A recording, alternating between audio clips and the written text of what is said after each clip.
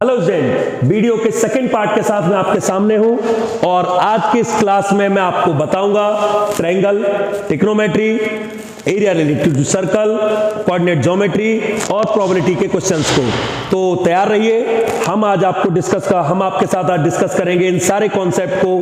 Class थोड़ी लंबी होने वाली है, लेकिन आपका एग्जाम, आपको पता है एग्जाम की इंपॉर्टेंस, तो अच्छे से क्लास को देखना है, पूरा देखना है, जिससे कि प्रत्येक चैप्टर के कॉन्सेप्ट और इंपोर्टेंट क्वेश्चंस तक हमारी रीच हो सके। ठीक है स्टूडेंट, सबसे पहले बात करेंगे ट्रायंगल की। इससे पहले मैं बता दूं स्टूडेंट्स कि इसी वीडियो के पार्ट फर्स्ट में मैं ऑलरेडी डिस्कस कर चुका हूं 3 चैप्टर्स को, real number, polynomial and A pair of linear equation two variable.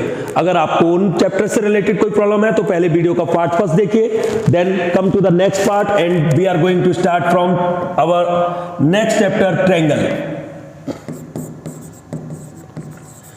Triangle की अगर हम बात करते हैं स्टूडेंट, तो सबसे पहले बीपीटी का यूज हमें समझ में आना चाहिए, basic proportional theorem. Basic proportional theorem के अकॉर्डिंग मैं थोड़े इसके कंक्लूजन्स भी आपको बताऊंगा कि जैसे किसी ट्रायंगल में अगर हम एक लाइन पैरेलल खींचते हैं, D parallel to BC, D parallel to BC अगर हमने ये लाइन खींची है, तो जो इस लाइन ने बाकी की दोनों साइड्स को पार्ट्स में डिवाइड किया, तो जो पार्ट्स बनकर तैयार हुए like AD upon BD equal AE upon EC, ये आपके इक्वल होंगे। ठीक है स्टूडेंट, लाइन किसी भी साइड के पैरेलल हो सकती है, बिल्कुल जरूरी नहीं है कि वो बेस के ही पैरेलल हो, एबी के पैरेलल भी हो सकती है और इसके भी पैरेलल हो सकती है।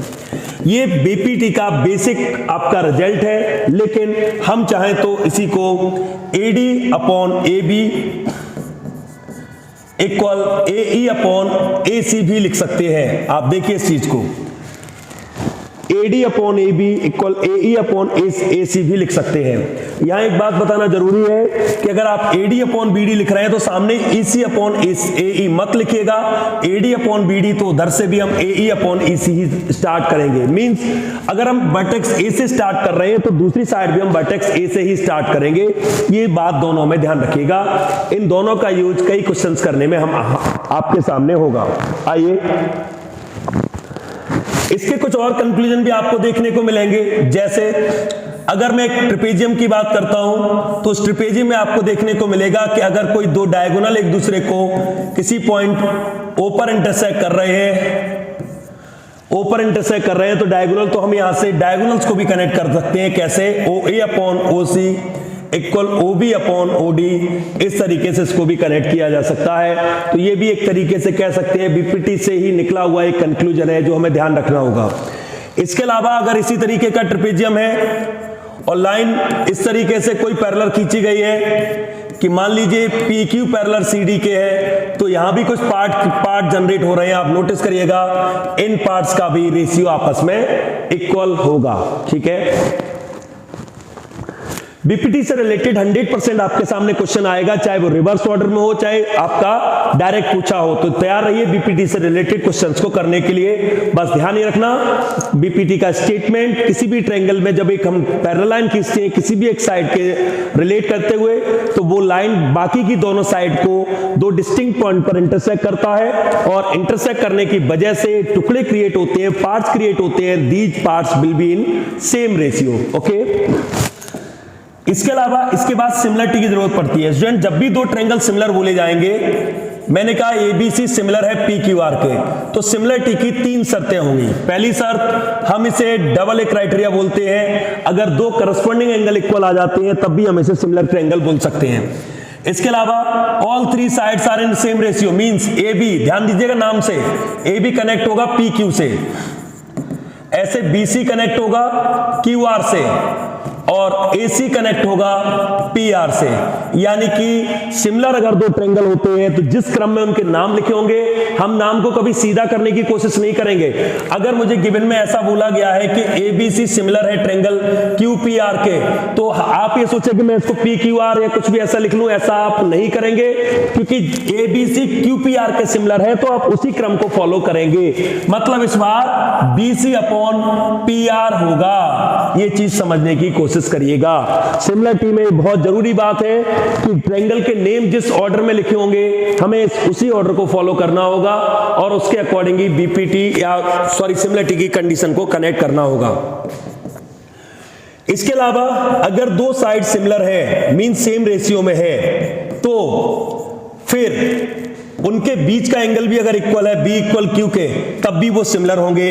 तो तीन कंडीशन बनती है सिमिलरिटी की। दो करस्पॉन्डिंग एंगल इक्वल होने पर भी ट्रायंगल को सिमिलर बोल सकते हैं, तीनों साइड अगर सेम रेशियो में तब भी सिमिलर बोल सकते हैं, और अगर दो साइड और एंगल बिटवीन देम ये अगर इक्वल है तब भी ट्रायंगल को हम सिमिलर बुला सकते हैं। इसके साथ ही स्टूडेंट हमें एक चीज और ध्यान रखनी होगी, जब दो ट्रायंगल आपस में सिमिलर हो जाते हैं, आप सबको पता है सिमिलर ट्रायंगल और कॉन्ग्रुएंट ट्रायंगल दोनों में बहुत फर्क है। सिमिलरिटी का मतलब डिफरेंट साइज के दो ट्रायंगल तो देखने में एक जैसे होंगे, उनकी साइड सेम रेशियो में होंगी लेकिन साइड इक्वल नहीं होंगी। दो सिमिलर ट्रायंगल कॉन्ग्रुएंट हो ऐसा जरूरी नहीं है, लेकिन दो कॉन्ग्रुएंट ट्रायंगल हमेशा सिमिलर होंगे। ठीक है, तो ध्यान रखिएगा इस चीज का, कॉन्ग्रुएंसी सिमिलरिटी में बहुत डिफरेंस है। जब दो ट्रायंगल सिमिलर होते हैं मींस ये दोनों ट्रायंगल अगर सिमिलर है तो इनके करस्पॉन्डिंग एंगल आपस में इक्वल होंगे। ए इक्वल होगा पी के, बी इक्वल होगा क्यू के और सी इक्वल होगा आर के। ए बी सी और पी क्यू आर क्रम को मैं ले रहा हूं। ऐसे ही A B upon P Q equal होगा A C upon P R equal होगा B C upon Q R के। ठीक है, इसके साथ ही इन दोनों में खींचे गए एल्टीट्यूड भी सेम रेशियो में होगा। मान लीजिए मैंने कहा एएम और पीएन, तो एएम अपॉन पीएम भी साइड के रेशियो के बराबर होगा। जो साइड का रेशियो होगा वही इनका भी रेशियो होगा, एल्टीट्यूड और मीडियंस दोनों। ध्यान रखना इस चीज का। दो रूल और बनते हैं कि अगर दो ट्रायंगल सिमिलर है, दो ट्रायंगल आपस में अगर सिमिलर है, चलिए ए बी सी डी और डी ई एफ दो ट्रायंगल अगर सिमिलर हैं तो दोनों सिमिलर ट्रायंगल के पेरीमीटर का रेशियो उनकी करस्पॉन्डिंग साइड के रेशियो के ही बराबर होता है। अगर साइड 5:2 में है तो उन दोनों का पेरीमीटर भी 5:2 में ही होगा। बट एरिया का रेशियो उनके स्क्वायर के रेशियो के बराबर होता है। पेरीमीटर जो होगा वो सेम होगा, जो रेशियो साइड के बीच में है वही पेरीमीटर के बीच रेशियो होगा, लेकिन एरिया के बीच रेशियो 25:4 मतलब उनके स्क्वायर के रेशियो के बराबर हो जाएगा। इस बात को और अच्छे समझते हैं। अगर ये कहा जाता है कि दो सिमिलर ट्रायंगल का एरिया 9:16 है तो दैट मींस उनकी साइड के बीच रेशियो क्या होगा 3:4। आप इस चीज को समझिए। अगर दो सिमिलर ट्रायंगल के पेरीमीटर का रेशियो 9:16 है तो फिर उनकी साइड का रेशियो भी 9:16 ही होगा। इस चीज को समझिएगा।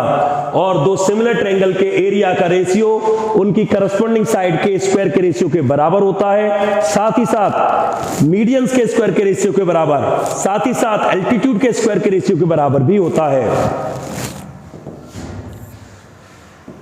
इसमें एक रूल और स्टूडेंट, वैसे क्वेश्चन आने के चांसेस के कम रहते हैं लेकिन फिर भी, अगर वर्टिकल एंगल का बाइसेक्टर, ध्यान दीजिएगा, एडी बाइसेक्ट कर रहा है एंगल ए को, मींस ये दोनों एंगल इक्वल हो गए आपके, उस कंडीशन में एक रिलेशन क्रिएट होता है ए बी अपॉन ए सी, जो साइड बच गई उनका रेशियो यहां पर जो दो टुकड़े क्रिएट हुए उनके बराबर होगा।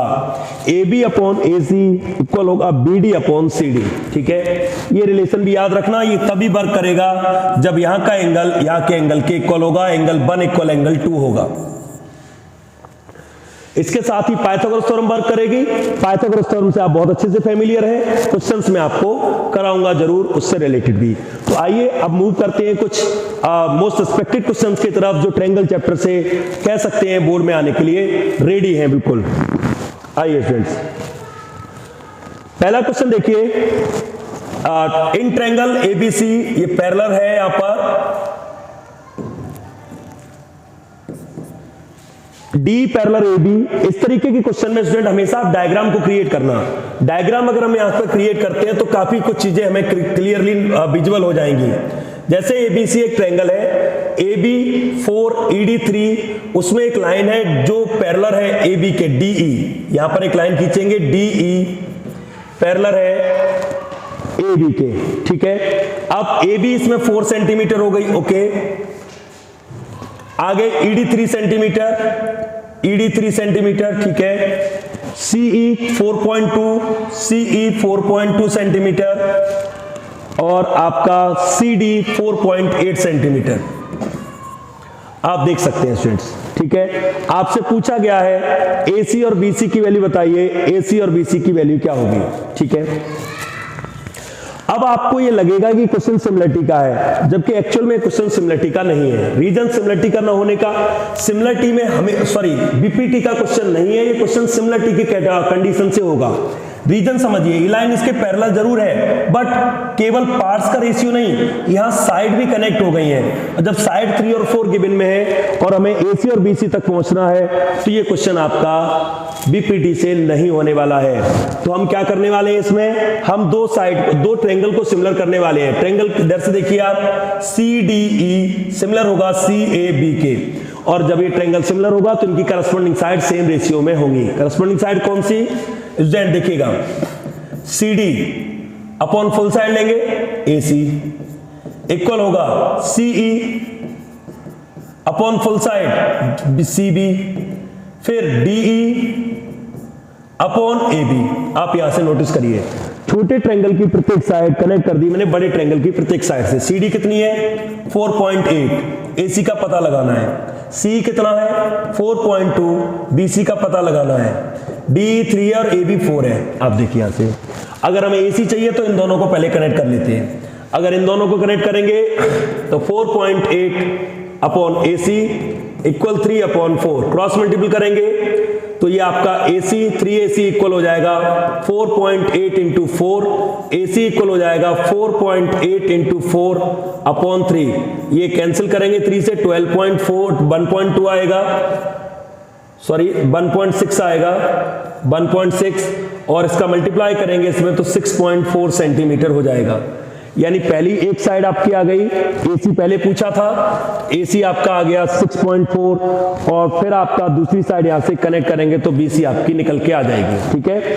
तो ध्यान रखिएगा, अगर साइड भी कनेक्ट हो जाएंगी तो फिर वो सिमिलरिटी कंडीशन लगेगी। अब मैंने छोटा ट्रायंगल सिमिलर कर लिया बड़े ट्रायंगल के, ठीक है, और सिमिलरिटी के अकॉर्डिंग हम इनकी साइड को फाइंड आउट करेंगे, ठीक है।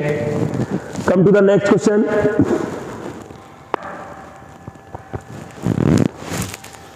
देखिए अगले क्वेश्चन की तरफ मूव करते हैं। क्वेश्चन है, a man goes 15 metre due to west and 8 metre due to north, what the distance from original point. देखिए स्टार्टिंग पॉइंट, जब भी पेपर पर हम डायरेक्शन बनाते हैं तो ईस्ट वेस्ट नॉर्थ साउथ इस तरीके से डायरेक्शन आती है। इसमें अब यहां स्टार्टिंग पॉइंट उसका कोई भी मान लीजिए, चलिए मैंने स्टार्टिंग पॉइंट ले लिया। यहां से अब अगर देखा जाए तो यहां से वो मूव कर रहा है 15 metre due to west, 15 metre इधर आई है, 15 मीटर हो गया ये। उसके बाद 8 मीटर ड्यू टू नॉर्थ और 8 मीटर ड्यू टू नॉर्थ, ये 8 मीटर हो गया।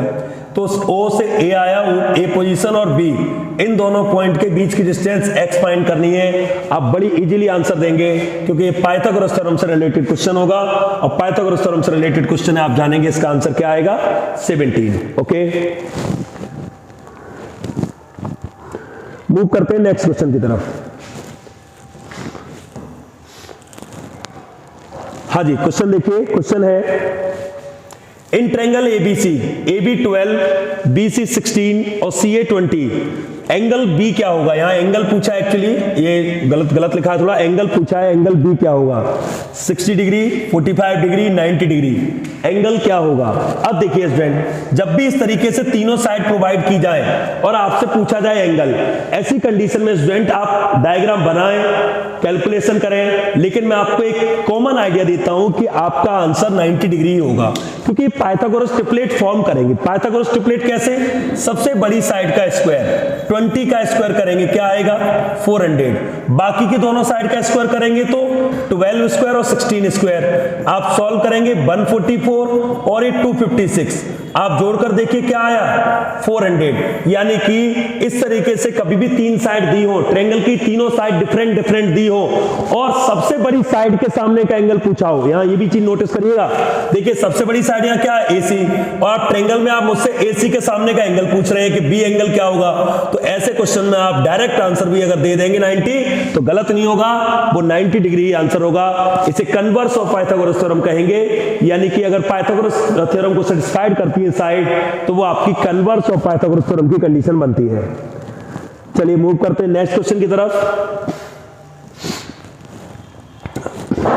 देखिए यहां पूछा है इन एन आइसोस्केल triangle ABC, AB equal AC, दोनों 25-25 की है, BC 14 सेंटीमीटर है, then altitude from A on BC। Okay, चलिए एक ट्रायंगल बनाते हैं, आइसोस्केल ट्रायंगल, और उस आइसोस्केल ट्रायंगल में आप देखेंगे क्या बोला है, AB 25, AC 25 एंड BC 14, और आपसे कहा है कि A से अगर हम एल्टीट्यूड खींचते हैं इस पर तो इस एल्टीट्यूड की लेंथ क्या होगी ये आपको बताना है। स्टूडेंट ध्यान रखिएगा, आइसोस्केल्स और एल्टीट्यूड, सॉरी आइसोस्केल ट्रायंगल में जो एल्टीट्यूड होता है it is also work as a median, ये मीडियन की तरह वर्क भी करता है। मतलब ये साइड यहां से कितनी बढ़ जाएगी 7 7। अब आप इस ट्रायंगल में पाइथागोरस थ्योरम लगाएंगे इजीली, तो आप देखेंगे 25 का स्क्वायर इक्वल 7 का स्क्वायर और h स्क्वायर, 625 माइनस का 49 इक्वल h स्क्वायर, और इसे सॉल्व करेंगे और आप आंसर तक पहुंचेंगे, आंसर आएगा आपका 24। ठीक है, ध्यान रखिएगा, नॉर्मल सा था, कोई ऐसी कॉम्प्लिकेटेड बात नहीं थी इसमें, आसानी से हो सकता है। फिर से एक आइसोस्केल ट्रायंगल का क्वेश्चन है, लेकिन इस बार थोड़ा अलग है, डिफरेंट है। देखिए इन एन आइसोस्केल ट्रायंगल AC इक्वल BC है, AB square equal 2AC provided है। एक राइट एंगल इन आइसोस्केल ट्रायंगल है, इसमें AC इक्वल BC है and AB square equal 2AC है। 2AC स्क्वायर होगा स्टूडेंट, यहां पर ये भी थोड़ा गलती से लिखा है, यहां पर ये यहां पर 2AC स्क्वायर होगा। एंगल C पूछा जा रहा है, एंगल C क्या होगा। अब आप नोटिस करिएगा, AB square equal 2AC square को मैं चाहूं तो AC square plus AC square लिख सकता हूं, आप देखिएगा यहां पर। ठीक है, जैसा कि पता है कि AC इक्वल किसके है, BC के, तो AB स्क्वायर इक्वल हो जाएगा AB square plus AC square. ध्यान दीजिए मैंने क्या किया, एक AC के प्लेस पर मैंने BC रिप्लेस कर दिया, AC के प्लेस पर BC रखा, सॉरी यहां पर BC आएगा, मैंने BC रिप्लेस कर दिया। तो आप देखिएगा स्टूडेंट क्या कंडीशन बनी, AB square equal BC square plus AC square. तो ये जो आपका रिजल्ट बना है, दिस रिजल्ट पाइथागोरस थ्योरम को इंडिकेट करता है। और जब पाइथागोरस थ्योरम है तो ये साइड हाइपोटेनस होगी, और हाइपोटेनस यानी कि AB के ठीक सामने जो एंगल होगा वो एंगल आपका C होगा, और C का आंसर क्या होगा 90 डिग्री। देख सकते हैं आप, यहां टाइपिंग एरर है बेटा, यहाँ 2 स्क्वायर ही होगा यहां पर। आगे देखिए, इस तरीके का कभी भी कोई क्वेश्चन आए स्टूडेंट, आप ट्रायंगल की सिमिलरिटी पर काम करिएगा। Which of the following is not true, ध्यान रखिएगा। ट्रायंगल क्या बोला है, ABC सिमिलर टू EDF। अब उसी क्रम में हमें काम करना है स्टूडेंट, ध्यान रखिएगा। आप यहां से नाम लिखिए, देखिए AB आएगा, AB के साथ यहां से क्या आएगा ED आएगा, फिर BC आएगा, और BC के साथ यहां से DF आएगा, और AC आएगा, और AC के साथ यहां से EF आएगा। आप देखिए मैंने इनमें से अभी किसी को नहीं देखा, लेकिन आप एक चीज नोटिस करिए, ABC को मैंने EDF से उसी क्रम में कनेक्ट किया जिस क्रम में ट्रायंगल का नाम लिखा है।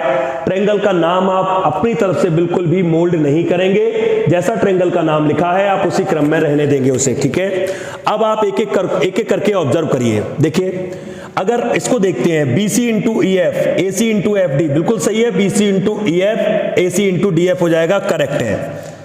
AB into EF, AB into EF, okay, AC into D, बिल्कुल सही है, ये इन दोनों को लेने से आ जाएगा, ये भी सही है। BC into D, BC into D, ठीक है, और AB इंटू EF, ये गलत हो गया। आप देखिए यहां पर ये गलत हो गया, क्यों? BC के साथ DE, ठीक है, AB के साथ DF, EF कैसे आ जाएगा? जब आप इसका BC ले रहे हैं तो इसके साथ आपका DEF ही आएगा, और BC into DE, AB into FD, ये सही है। तो इसमें नॉट ट्रू पूछा था, नॉट ट्रू के लिए सही ऑप्शन अब आपका इसमें क्या होगा? C will be the right answer. Okay,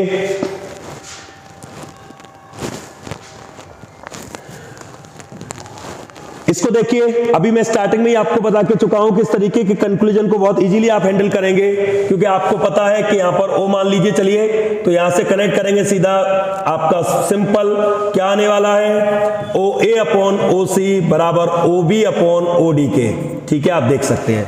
तो यहां से रखेंगे OA 2x plus 4, OC 2x plus 1, OB 2x plus 1, OD 3, cross multiple करेंगे और आप अपने आंसर तक पहुंच जाएंगे।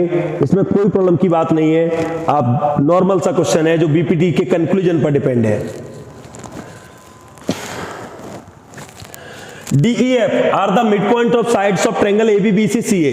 देखिए स्टूडेंट, इसको आप बिना किसी रूल के कॉमन सेंस से याद रखें तो ज्यादा बेहतर है, क्योंकि एग्जाम में हमें समय भी तो अपना बचाना है। तो सिंपल सी बात है, अगर इसके मिड पॉइंट D, E और F है और बीच में एक ट्रायंगल इस तरीके का बन रहा है और हमसे पूछा जा रहा है कि जो सेंट्रल ट्रायंगल है DEF, उसका एरिया ABC से कितना होगा। बहुत सिंपल सी बात है, आप नोटिस करिए पूरा ट्रायंगल कितने हिस्से में बट गया? पूरा ट्रायंगल 4 हिस्से में बट गया, और ये चारों जो हिस्से होते हैं वो हमेशा इक्वल होते हैं, means area of all part will be equal.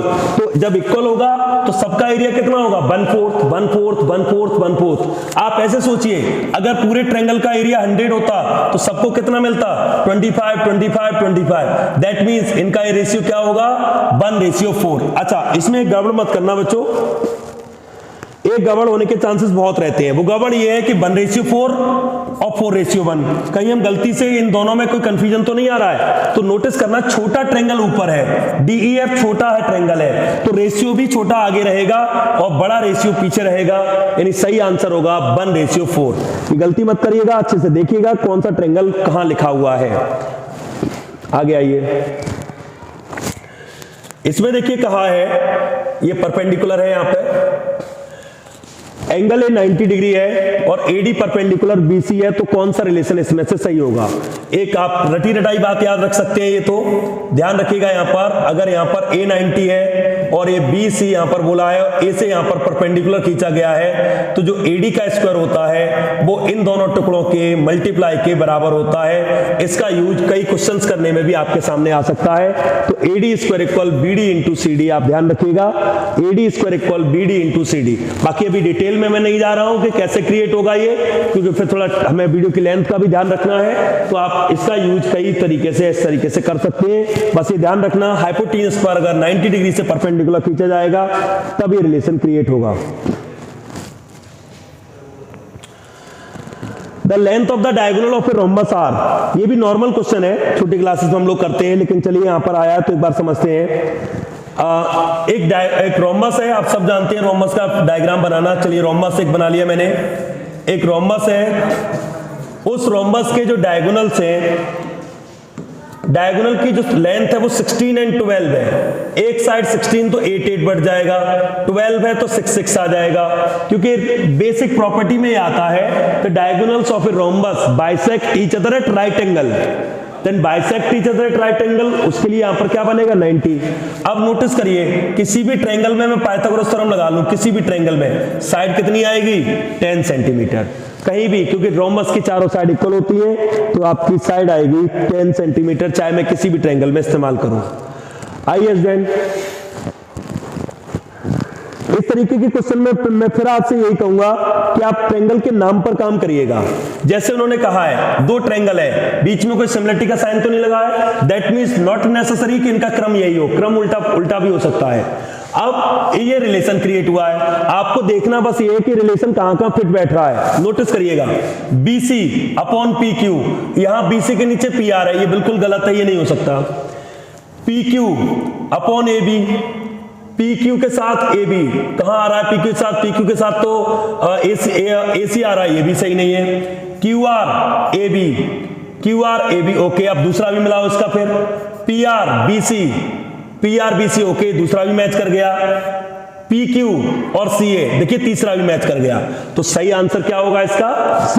तो इस तरीके से कभी भी आए तो ट्रायंगल की साइड्स दो दो के ग्रुप बनाकर first second, second third and first and third इनके ग्रुप बनाकर सामने चेक करिए, जहां पर ये कंप्लीटली फिट बैठेगा वही आपका रिजल्ट होगा। आगे देखिए, यहां भी उसी तरीके से दिया गया है, एंगल दिया गया है और एंगल देकर ट्रायंगल सिमिलर बोले हैं। एंगल A 30 डिग्री है, C 50 डिग्री है, AB 5 है, AC 8 है, DF 7 है। Which of the following is true? आप दोनों ट्रायंगल जब सिमिलर है तो सिमिलरिटी के डायग्राम बना लीजिए कोई भी, ABC नाम उसी क्रम में रखना और यहां पर आएगा DFE के, ठीक है, ABCDFE। अब बाकी की साइड कनेक्ट करके बड़ी इजीली आप आंसर निकाल सकते हैं इसमें, बस करस्पॉन्डिंग साइड को इक्वल रखते चलिएगा।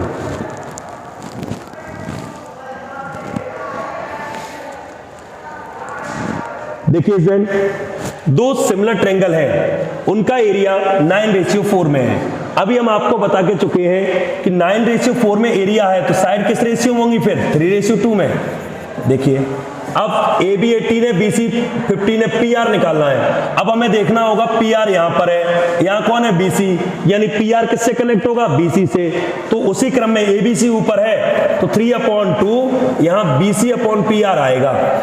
3/2 BC 15, PR मुझे फाइंड आउट करनी है, सॉल्व करेंगे। PR आपकी आ जाएगी 10 सेंटीमीटर और सही आंसर आपका 10 सेंटीमीटर हो जाएगा। अच्छा, अब एक चीज आती है यहाँ पे दिमाग में, एक AB क्यों गिवन में है? तो ये AB एक एक्स्ट्रा साइड दी है, क्यों दी है? कोई मीन्स नहीं, यहाँ पर हमारा काम BC से है। मे बी ये कंफ्यूजन के लिए दी गई है कि बच्चा AB को यूज करता है, BC को यूज करता है। रीजन हमेशा ध्यान रखना, PR फाइंड करना है तो PR के साथ यहाँ BC है तो PR के साथ BC ही यूज होगी। सिमिलरिटी में साइड्स का क्रम डिसाइड करना बहुत मस्ट है।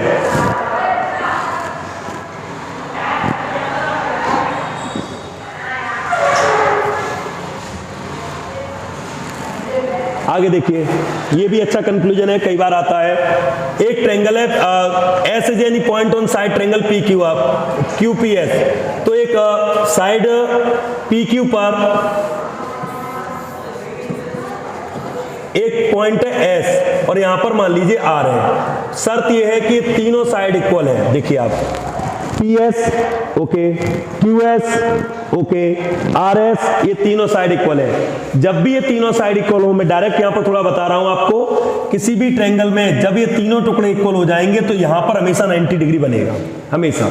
तब ये पॉसिबल है, वरना पॉसिबल ही नहीं है ये। तो यहां पर 90 डिग्री का एंगल बनेगा और जब यहां 90 का एंगल बन गया तो 90 के ठीक सामने क्या आएगी? PQ का स्क्वायर। देखिए बराबर होगा PR स्क्वायर बराबर होगा QR स्क्वायर, यानी पाइथागोरस थ्योरम सेटअप हो रही है। बस इस बात का ध्यान रखिएगा कि यहां पर 90 डिग्री बनेगा अगर इस तरीके से तीन साइड इक्वल दी है। फिर पाइथागोरस थ्योरम की बेसिक स्टेटमेंट को लिखना है और कुछ भी नहीं। आइए अब मूव करते हैं ट्रिग्नोमेट्री की तरफ। ट्रायंगल एंड हो रहा है, इससे पहले मैं ट्रायंगल के बारे में कुछ चीजें और आपको जरूर बताना चाहूंगा। ट्रायंगल के बारे में उन चीजों को भी देख लीजिए। वो चीजें क्या है, वन बाय वन हम लोग समझते हैं। देखिए ट्रायंगल में कुछ चीजें और हमें ध्यान रखनी होंगी, कुछ बेसिक कंक्लूजन है जो हमें याद रखने होंगे। अच्छा रहेगा अगर हम याद रखेंगे तो। जैसे इक्विलेटरल ट्रायंगल में अगर एक परपेंडिकुलर खींचा जाता है तो हमेशा ध्यान रखना इस परपेंडिकुलर का स्क्वायर का 4 गुना साइड के स्क्वायर के 3 गुने के बराबर होता है, यानी कि 3AB square equal 4AD square होगा। बस ध्यान ही रखना ABC is an equilateral triangle. ये आपका एक इक्विलेटरल ट्रायंगल है, ठीक है, ये आपका एक इक्विलेटरल ट्रायंगल है, तभी ये कंक्लूजन काम करेगा, ठीक है, इस चीज का ध्यान रखिए। कई और ऐसे कंक्लूजन है जो आपको ध्यान रखने होंगे।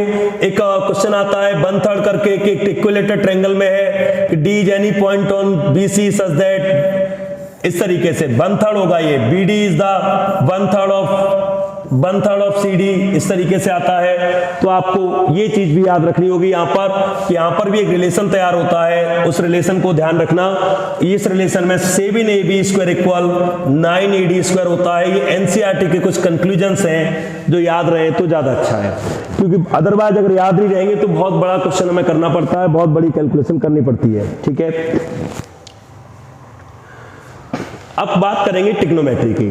ट्रिग्नोमेट्री में स्टूडेंट्स थोड़ा सा मेहनत आपको आइडेंटिटी वाले क्वेश्चंस के साथ करनी पड़ेगी, अदरवाइज बाकी का पोर्शन तो बहुत आसान है, आप सबको पता है। मैं कॉन्सेप्ट में ट्रिग्नोमेट्री में ज्यादा नहीं जाऊंगा, क्योंकि आप सबको पता है कि क्या रूल्स हैं ट्रिग्नोमेट्रिक रेशियोज के और कैसे उनको फाइंड आउट करते हैं। तो आइए क्वेश्चन से स्टार्ट करते हैं हम लोग। देखिए पहला क्वेश्चन है, A and B are acute angle of right angle triangle. किसी भी राइट एंगल ट्रायंगल के एक्यूट एंगल है ये, मतलब A यहां पर है सपोज दैट, और B यहां पर है और C फिर यहां पर होगा naturally. cos A equal cos B है। अब आप समझिए इस चीज को कि cos A equal cos B है। cos A, cos का फॉर्मूला होता है बेस अपॉन हाइपोटेनस। तो A के हिसाब से बेस क्या बनेगा, AC, और हाइपोटेनस क्या बनेगी, AB। B के हिसाब से बेस क्या बनेगा, BC। जिस एंगल को लेते हैं उसके ठीक सामने की साइड को परपेंडिकुलर कहते हैं, जो बच जाती है वो बेस होती है, और हाइपोटेनस तो फिक्स होता है, वो तो बदलता ही नहीं है अपनी जगह से, वो क्यों बदलेगा। अब BC अपॉन क्या आएगा, AB। AB से AB कैंसिल हो गया। आप नोटिस करिए AC इक्वल BC आ गया। जैसा कि आपको पता है आइसोस्केल ट्रायंगल में अगर दो साइड इक्वल होती है तो दो एंगल भी इक्वल होते हैं। कैसे पता लगाते हैं कौन से एंगल, C दोनों में है, रिमूव कर दीजिए। इसका मतलब सही आंसर क्या होगा, A इक्वल B होगा। देखिए आगे क्वेश्चन है, आसान सा क्वेश्चन है।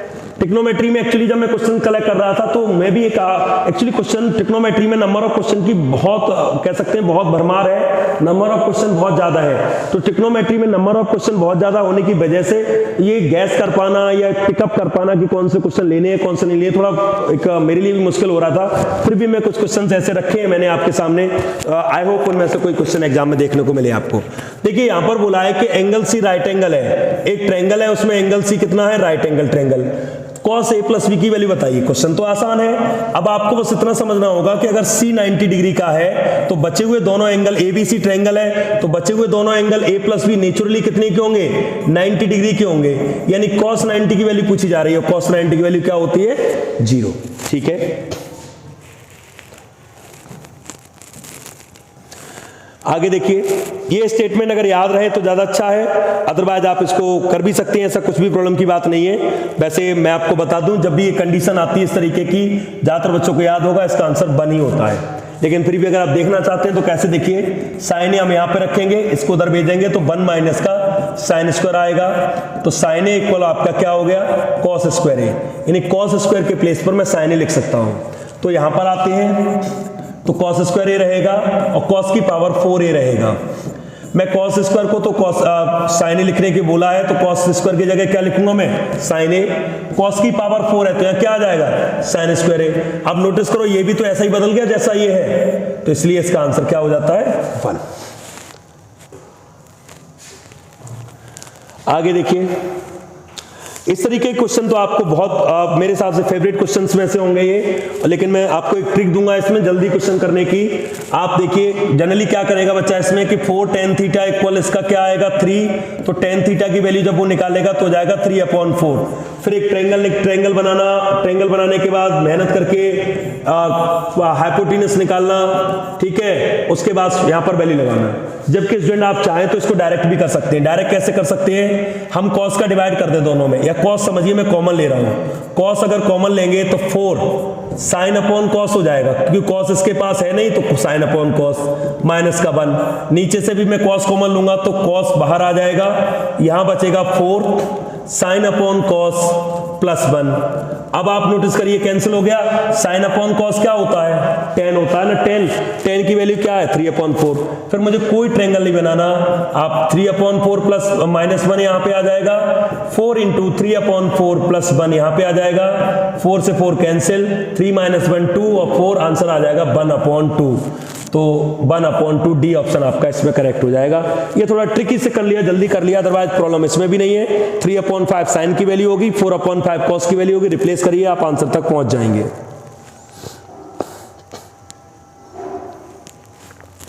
आगे देखिए, sine theta minus cos theta equal 0 है, फाइंड द वैल्यू ऑफ ए। देखिए स्टूडेंट, इसमें आप स्क्वायरिंग ऑन बोथ साइड या मल्टीपल स्क्वायरिंग के चक्कर में मत पड़िएगा। बस सीधा सा इतना याद रखिएगा कि अगर हम ये कहा जा रहा है कि sine theta minus cos theta equal 0 है, that means sine theta equal क्या हो जाएगा, कॉस थीटा। और साइन और कॉस में वैल्यू कब इक्वल होती है? आप 90 तक की टेबल आपने याद की अभी एज पर क्लास 10 सिलेबस, आपने केवल 90 तक की टेबल याद की और उसमें देखिए आप कि साइन और कॉस की वैल्यू आपको पता चलेगा कि साइन और कॉस की वैल्यू जो होती है वो कितने पर इक्वल होती है, 45 डिग्री पर। यानी थीटा आपका क्या आ जाएगा, 45 डिग्री आ जाएगा। तो आप 45 डिग्री यहां लगा दीजिए, simple. Sine raise to power 4 45, cos raise to power 4 45। या आप ऐसा भी कर सकते थे, कॉस को नीचे लाकर साइन अपॉन कॉस बना लेते 10, साइन अपॉन कॉस 10 बन जाता तो आपका आ जाता, तब भी 10 इक्वल 1 हो जाता। अब ये आ जाएगा 1/√2 raise to power 4, 1/√2 raise to power 4।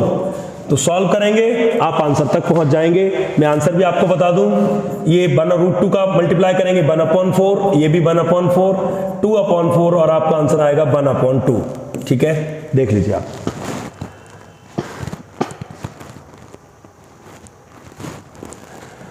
आगे देखिए, एक क्वेश्चन है, a pole of 6 metre height cast a shadow of 2√3 metre long on the ground the sun's elevation. देखिए, एक पोल है जिसकी हाइट कितनी है, 6 मीटर, और उसकी जमीन पर परछाई बनेगी, परछाई तो जमीन पर ही बनेगी ना, तो 2√3। अब क्वेश्चन पूछ रहा है सन का एलिवेशन बताइए। सन की पोजीशन मान लीजिए होगी, परछाई यहां पे बन रही, थीटा ही आएगा। अब आपको बस इतना सोचना है कि स्टूडेंट्स, ये आपका थीटा के साथ से ये बेस है और थीटा के साथ से परपेंडिकुलर है। तो ऐसा कौन सा ट्रिग्नोमेट्रिक रेशियो होता है जिसमें परपेंडिकुलर और बेस दोनों इन्वॉल्व होते हैं? तो आपको जवाब मिलेगा tan या cot। ठीक है, तो आप यहां पर tan हम लोग लगाते हैं क्योंकि tan का थोड़ा यूज टू हम लोग ज्यादा रहते हैं। तो यहां पर आएगा परपेंडिकुलर अपॉन बेस, तो परपेंडिकुलर 6, बेस 2√3, 3 टाइम्स 3/√3 और √3 से 3 कट करेंगे तो √3 बचेगा। तो tan थीटा इक्वल क्या आ गया, √3 tan में वैल्यू कितनी की होती है, 60 डिग्री। तो आपका आंसर आ गया, देखिए 60 डिग्री। ऐसी शैडो का क्वेश्चन एक ट्रायंगल चैप्टर में भी आता है, थोड़ा सा अभी दिमाग में मेरे आया अचानक से, तो मैं बता दूं। कुछ इस तरीके से क्वेश्चन आता है कि एक लैंप पोस्ट है 3.6 मीटर लॉन्ग, एक गर्ल यहां से मूव कर रही है दूर की तरफ। ठीक है, ये इससे अलग है बिल्कुल, ये ट्रायंगल की बात कर रहा हूं मैं। 90 सेंटीमीटर हाइट है लड़की की, 90 सेंटीमीटर हाइट को हम लोग क्या लिखेंगे, 0.9 मीटर। उसके मूवमेंट की जो स्पीड है वो है आपकी 1.6 मीटर पर सेकेंड। ठीक है, तो क्वेश्चन ये पूछेगा 4 सेकंड के बाद परछाई क्या बनेगी। तो आप पहले तो एक ट्रायंगल जैसा बनाएंगे और 4 सेकंड में कितना मूव करेगी, आप यहां से, या उसकी स्पीड 1.2 है मे बी, तो 4 सेकंड में कितना मूव करेगी, 4 सेकंड में कर जाएगी 4.8 मीटर। क्यों, 1.2 मीटर पर सेकंड, 4 का मल्टीप्लाई करेंगे 4.8, इसको मान लेंगे x। तो अब सिमिलरिटी लगाएंगे, कैसे आएगा, छोटे ट्रायंगल की साइड x अपॉन बड़े ट्रायंगल की साइड 4.8 प्लस x इक्वल छोटे ट्रायंगल की हाइट 0.9, बड़े ट्रायंगल की हाइट 3.6। सॉल्व करेंगे, आपका आंसर आ जाएगा। बीच में अगर मुझे कुछ याद आता है, कुछ ऐसा जो अच्छा रहेगा आपके एग्जामिनेशन के लिए, तो वो मैं जरूर बताता हुआ चलूंगा।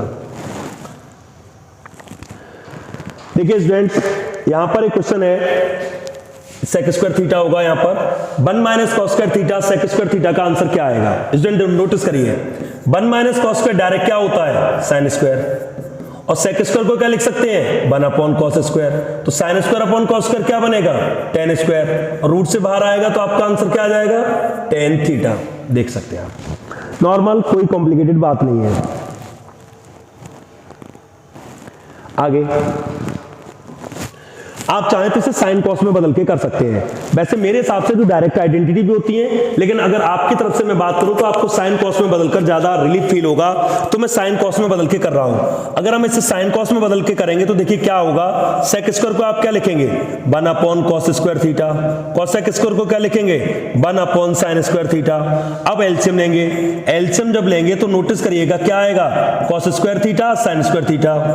और साइन स्क्वायर का 1 में करेंगे तो sine square theta, cos square का 1 में करेंगे तो कॉस स्क्वायर थीटा। आप सब जानते हैं sine square plus cos square क्या होता है 1, तो ये आपका क्या बचा root 1 upon cos square theta और sine square theta. Student reciprocal करिए तो ये बन जाएगा आपका सेक स्क्वायर थीटा और कोसेक स्क्वायर थीटा। ठीक है, अब स्क्वायर रूट से रूट हटेगा तो आपका आंसर आ जाएगा sec theta multiply cosec theta, जो कि यहाँ पर ऑप्शन अवेलेबल नहीं है, कुछ मिस्टेक हुई है, यहाँ पे जरूर मल्टीप्लाई होगा, तो ये आपका ऑप्शन आपका यहाँ पे आएगा sec theta multiply cosec theta. ठीक है, आप देख लीजिए sec theta multiply cosec theta, यहाँ पर मल्टीप्लाई होगा बीच में, तभी आपका ये आंसर सेटअप होगा। तो sec theta multiply cosec theta होने पर ये आंसर आपका आ रहा है यहाँ पर। ठीक है, आगे देखिए।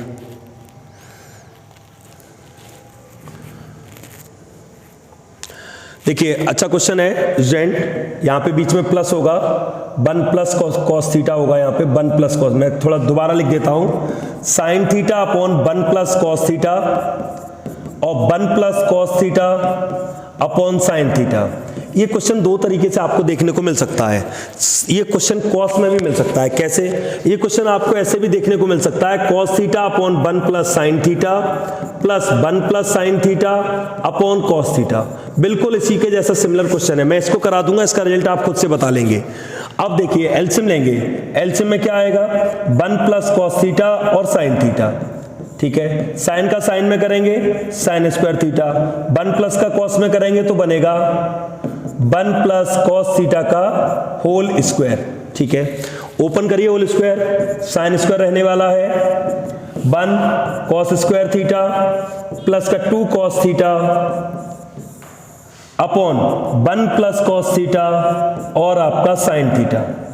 अब साइन स्क्वायर और कॉस स्क्वायर आपका 1 हो जाएगा, ये 1 और एक और 1, तो 1 प्लस 1 प्लस का 2 कॉस थीटा हो गया अपॉन आपका 1 प्लस कॉस थीटा और साइन थीटा। अब नोटिस करिए ऊपर से 2 कॉमन आएगा, तो 2 कॉमन आते ही बचेगा क्या 1 प्लस कॉस थीटा, नीचे भी 1 प्लस कॉस थीटा और साइन थीटा, तो 1 प्लस कॉस थीटा से 1 प्लस कॉस थीटा कैंसिल, आपका 2 अपॉन साइन थीटा आया, 2 अपॉन साइन थीटा क्या बनेगा 2 कोसेक थीटा, यानी आपका आंसर आएगा 2 कोसेक थीटा ये वाला। अब इसमें बात करो, इसमें आप डायरेक्ट गैस कर सकते हैं, अगर ये कंडीशन होती तो आंसर क्या होता है इसका 2 कोसेक है उसमें, तो इसमें आंसर होता 2 सेक थीटा। अब देख लीजिए, तो ये चीज होती है, कई बार हम एक क्वेश्चन से ही दूसरा क्वेश्चन याद रख पाते हैं कि अगर इसका आंसर ये है तो इससे रिलेटेड क्वेश्चन का आंसर क्या होगा। आइए आगे मूव करते हैं।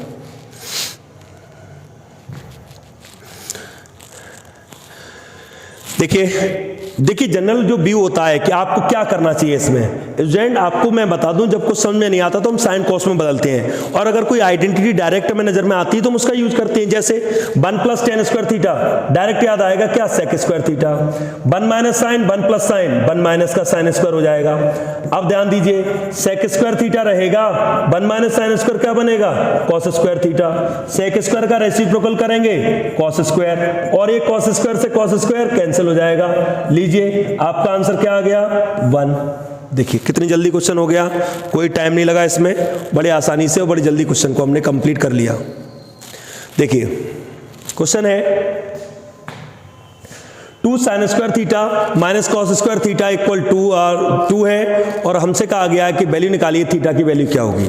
देखिए student 2 sign square theta minus cos square theta equal 2 है, और हमसे कहा गया है कि थीटा की वैल्यू निकालिए। आपको बस एक काम करना है, आप यहां पर एक चीज नोटिस करेंगे कि 2 अलग अलग टर्म है, एक कॉस का एक साइन का, तो या तो दोनों को साइन कर लो या दोनों को कॉस कर लो, आपको जिसमें सुविधा रहे एक जैसा काम कर लीजिए, बस इतना ध्यान रखिए। जैसे 2 साइन स्क्वायर थीटा मैं ऐसे रखूंगा, 1 माइनस का साइन स्क्वायर कर ही ले रहा हूं मैं यहां पर। देखिए आप, ये बिल्कुल जरूरी नहीं है कि मैंने कॉस को साइन में बदला है तो आप भी कॉस को साइन में बदलें, आप साइन को भी कॉस में बदल सकते थे, depends on you, totally depends on you. 2 sign square theta रहेगा माइनस का 1 प्लस का sine square theta, sine square ये 3 साइन स्क्वायर थीटा हो जाएगा, और स्टूडेंट नोटिस करिए 1 ट्रांसफर होगा तो 2 प्लस 1 बनेगा, तो ये आपका 3 साइन स्क्वायर थीटा इक्वल क्या हो जाएगा 3, और ये आपका आ जाएगा sign square theta equal 3 upon 3, और साइन स्क्वायर थीटा इक्वल आएगा 1 और साइन थीटा इक्वल आ जाएगा 1। वैसे तो +-1 आना चाहिए, लेकिन जो आपके 10th क्लास का सिलेबस है वहां पर आपके केवल पॉजिटिव वैल्यूज की ही बात है, इसलिए मैं केवल +1 ले रहा हूं। तो आप साइन में 1 वैल्यू कितने की होगी? 90 डिग्री की। तो आपका सही आंसर क्या हो जाएगा? 90 डिग्री। साइन में 1 वैल्यू 90 डिग्री की होती है, साइन 90 = 1। आगे देखिए,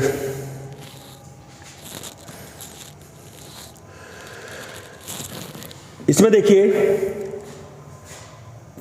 एंगल भी 90 दिया है, tan A की वैल्यू 1/√3 दी है, और ये sin A cos A cos A sin C इस तरीके से वैल्यू चाहिए। आप बस एक बात का ध्यान रखना है, ऐसे क्वेश्चन में मैं ज्यादा डिटेल में नहीं जाऊंगा। इसमें A यहां पर है तो A यहां पर लगाइए, B 90 और C यहां पे लगाइए, 1 ये है, √3 ये है, ठीक है।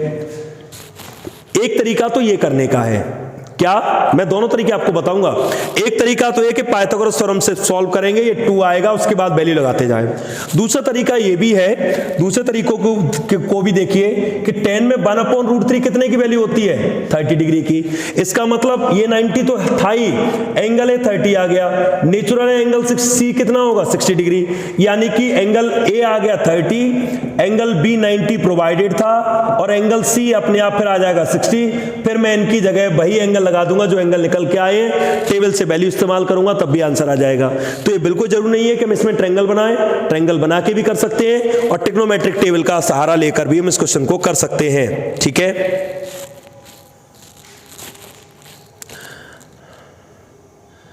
देखिए, अब कोऑर्डिनेट ज्योमेट्री की बात यहां से शुरू होती है। जैसा मैंने कहा था कि ट्रिग्नोमेट्री में मैंने कई क्वेश्चन ऐसे बड़े बड़े क्वेश्चन जो प्रूफ वाले थे वो नहीं लिए हैं, लेकिन आप थोड़ा आइडेंटिटी वाले क्वेश्चन पर जरूर काम करिएगा। ज्यादा नहीं कर सकते तो एक बार जरा आप केवल एनसीईआरटी में जो क्वेश्चन दिए हैं, एनसीईआरटी की 8.4 एक्सरसाइज, मैं रिपीट कर दूं, एनसीईआरटी की एक्सरसाइज 8.4 के प्रत्येक क्वेश्चन को एक बार जरूर लगा के देख लीजिएगा।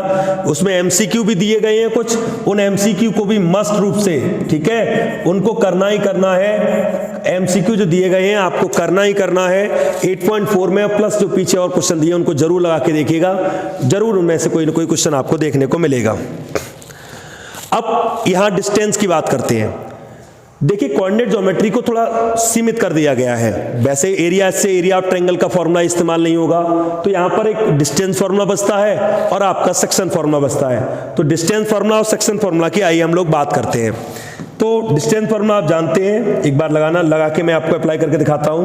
Distance of the point from x axis is, ठीक है, स्टूडेंट यहां पर ये एक्स एक्सिस नहीं होगा, यहां पर ओरिजिन होगा, सॉरी एक्स एक्सिस भी हो सकता है, चलिए एक्स एक्सिस ही रखते हैं, हम एक्स एक्सिस से जवाब देते हैं। ओरिजिन भी हो सकता था, लेकिन मैं आपको एक ही क्वेश्चन से सारी बातें इसमें बता दूंगा आपको। देखिए, मैं इसको आपको,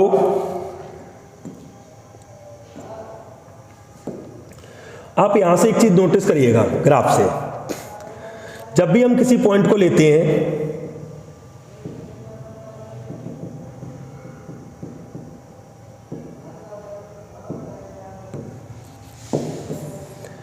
अब जैसे मैंने एक पॉइंट लिया 2,3, जैसा क्वेश्चन में बोला है 2,3 एक पॉइंट है, तो 2 और 3, अब ये पॉइंट है 2,3। अब इसकी डिस्टेंस कहां कहां से पूछी जा सकती है? इस पॉइंट की डिस्टेंस एक्स एक्सिस से पूछी जा सकती है, वाई एक्सिस से पूछी जा सकती है, और ओरिजिन से डिस्टेंस पूछी जा सकती है। तीनों बातों को अच्छे से समझिएगा। जब एक्स एक्सिस से डिस्टेंस पूछें तो इसका सेंस उनका क्या होता है कि एक्स एक्सिस से कितना दूर है ये पॉइंट, एक्स एक्सिस से दूर है 3 यूनिट। ध्यान ये रखना होगा कि अगर बाय द वे यहां नेगेटिव होता तब भी आंसर पॉजिटिव में ही लेंगे, क्योंकि डिस्टेंस कभी नेगेटिव इंडिकेशन के साथ नहीं आ सकती। इसलिए अगर पॉइंट में नेगेटिव हो सकता है, तो अगर पॉइंट में अगर नेगेटिव हो तो आप उसे इग्नोर करेंगे, डिस्टेंस के साथ हमेशा कैसा आएगा? पॉजिटिव साइन ही आएगा। अब देखिए, बाई एक्सिस से पूछते कि बाई एक्सिस से डिस्टेंस बताइए, तो फिर ये डिस्टेंस आती। अब ये डिस्टेंस कितनी होती? ये 2, देखिए, तो बाई एक्सिस से आंसर क्या हो जाता? 2 यूनिट। और अगर ओरिजिन से पूछते तो फिर ये डिस्टेंस होती, तो ओरिजिन से कैसे? 2 ये 3 ये, पाइथागोरस थ्योरम लगाते, 4 और 9 13, ये आंसर आ जाता √13। तो आपको ये देखना होगा कि कहां से क्या आंसर पूछा गया है।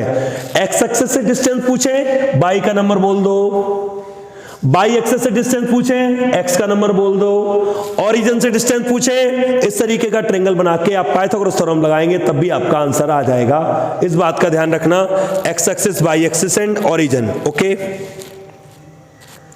अब यहां पर क्वेश्चन पर आता हूं मैंने तीनों बातें आपको बता दी। एक्स एक्सिस से डिस्टेंस पूछ रहे हैं, तो एक्स एक्सिस से डिस्टेंस पूछ रहे हैं तो सिंपल बाई का नंबर बोल दो, आंसर 3 होगा। ठीक है, 3 यूनिट होगा।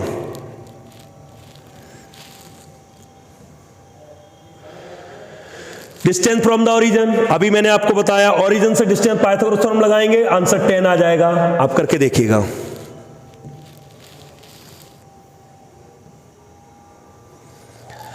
ठीक है, अब यहां पर ऐसे क्वेश्चन में क्या करेंगे, हम ग्राफ की हेल्प भी ले सकते हैं, ग्राफ से भी बहुत जल्दी क्वेश्चन होगा ये, और हम डिस्टेंस फॉर्मूले का भी इस्तेमाल करेंगे, लेकिन मैं ग्राफ की हेल्प लेना ज्यादा पसंद करूंगा इस क्वेश्चन में।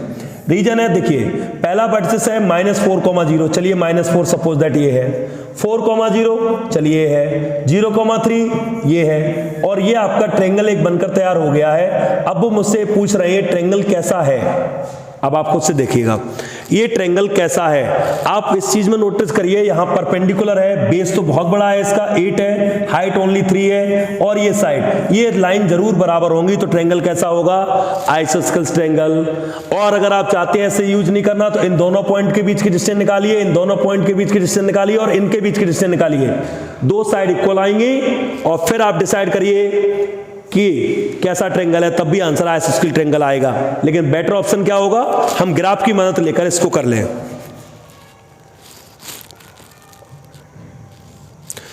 आगे देखिए students, the point which divide the line segment in ratio 1:2 internally leads in the, अब ये भी क्वाड्रेंट पूछ लिया, कोई बात नहीं, आपको क्या करना मैं सिर्फ हिंट करूंगा, 7,-6 है और 3,4 है, इसको एक पॉइंट डिवाइड कर रहा है 1:2 में। इंटरनली शब्द से मत घबराइएगा, नॉर्मली आपके सिलेबस में इंटरनली के क्वेश्चन आएंगे तो आप फॉर्मूला लगाएंगे m1x2 m2x1 upon m1 plus m2, m और n भी इस्तेमाल कर सकते हैं, कोई ऐसी प्रॉब्लम की बात नहीं है, m1/2 m2/1 upon m1 plus m2। तो इस फॉर्मूले का इस्तेमाल करके आपका एक कोऑर्डिनेट आएगा, फिर आप देख लीजिएगा वो कोऑर्डिनेट किस क्वाड्रेंट में, फर्स्ट क्वाड्रेंट में प्लस प्लस होता है, आपको सारे सिंबल पता है, यहाँ माइनस प्लस होगा, यहाँ पर माइनस माइनस होगा, और यहाँ पर आपका प्लस माइनस होगा। तो जिस जो भी सिंबल आएंगे उसी से ये बिलोंग करेगा, आपको ये ध्यान रखना होगा। हाँ, बात अगर इंटरनली की आई है, मैं बता दूं, अगर एक्सटर्नली भी पूछता है कभी फॉर्मूला ही पूछ ले एक्सटर्नली को, तो बीच में माइनस आ जाते हैं। जहां आप प्लस देख रहे हो तो एक्सटर्नली अगर लिखेंगे तो यहां पर माइनस आ जाएंगे, अगर एक्सटर्नली डिवीजन करवाया है तो बीच में माइनस आ जाएंगे, फॉर्मूला एज इट एज रहेगा, कोई फर्क नहीं पड़ेगा फॉर्मूले पर। आगे देखिए, the point which lies on the perpendicular bisector of the line joining, बस आपको मिड पॉइंट निकालना और कुछ नहीं करना। इन दोनों पॉइंट का मिड पॉइंट का फॉर्मूला आपको पता होना चाहिए। मिड पॉइंट किस फॉर्मूले से आएगा, x1 plus x2 upon 2, y1 plus y2 upon 2, तो यहां से आएगा -2 प्लस 2 अपॉन 2 और -5 प्लस 5 अपॉन 2। आप सॉल्व करेंगे, आंसर आपका बनेगा 0,0 पर ये लाई करेगा। परपेंडिकुलर बाइसेक्टर का मतलब मिड पॉइंट से जाने वाली लाइन ही है। देखिए ये क्वेश्चन कई बार आ जाता है, find the fourth vertex of a parallelogram ABCD whose vertices R। आप एक पैरेललोग्राम बनाएंगे, उसमें A के पॉइंट है -2,3, B के पॉइंट है 6,7, C के पॉइंट है 8,3, और फोर्थ वर्टेक्स D के कोऑर्डिनेट नहीं पता, मैं x, y मान लेता हूं। स्टूडेंट, इस क्वेश्चन को डिस्टेंस फॉर्मूला से करने की गलती मत करिएगा, वरना बहुत बुरे उलझेंगे आप, बहुत लंबी कैलकुलेशन जाएगी। ध्यान क्या रखना कि डायगोनल एक दूसरे को बाइसेक्ट करते हैं। पैरेललोग्राम की बेसिक प्रॉपर्टी, पैरेललोग्राम की बेसिक प्रॉपर्टी क्या कहती है, the diagonals of a parallelogram bisect each other. Okay, तो जो AC का मिड पॉइंट होगा वही BD का मिड पॉइंट होगा। AC का मिड पॉइंट क्या होगा, x1 plus x2 -2 plus 8 upon 2, y1 plus y2 upon 2, सामने 6 plus x upon 2, 7 plus y upon 2। आप नोटिस करिए क्या किया मैंने, AC के मिड पॉइंट को BD के मिड पॉइंट के सामने रख दिया, because the diagonals of a parallelogram bisect each other, ये एक दूसरे को बाइसेक्ट करते हैं, इसलिए ऐसा होगा। अब एक एक को कंपेयर करो, ये देखिए 6 अपॉन 2 बचेगा, सामने 6 प्लस x अपॉन 2 है, कैंसिल होगा और x की वैल्यू देखो 0 आ जाएगी। ओके, फिर 6/2 इक्वल 7 प्लस y/2 के सॉल्व करेंगे, y की वैल्यू क्या आएगी -1, x0 y -1, x0 y -1, आपका ऑप्शन डी सही है, देख सकते हैं आप। आगे देखिए, a circle draw with the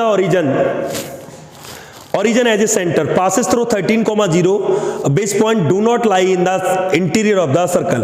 इसको आप ग्राफिकल रिप्रेजेंटेशन से भी आप समझ सकते हैं। स्टूडेंट देखिए किस तरीके से, एक सर्कल है, इसका सेंटर क्या है ओरिजिन, पासिंग थ्रू 13,0 से पास कर रहा है, इनमें से कौन सा पॉइंट इस पर लाई नहीं करेगा, ठीक है, कौन सा पॉइंट इसके मे बी साइज 3,0 होगा, ये 13 नहीं होगा, 3,0।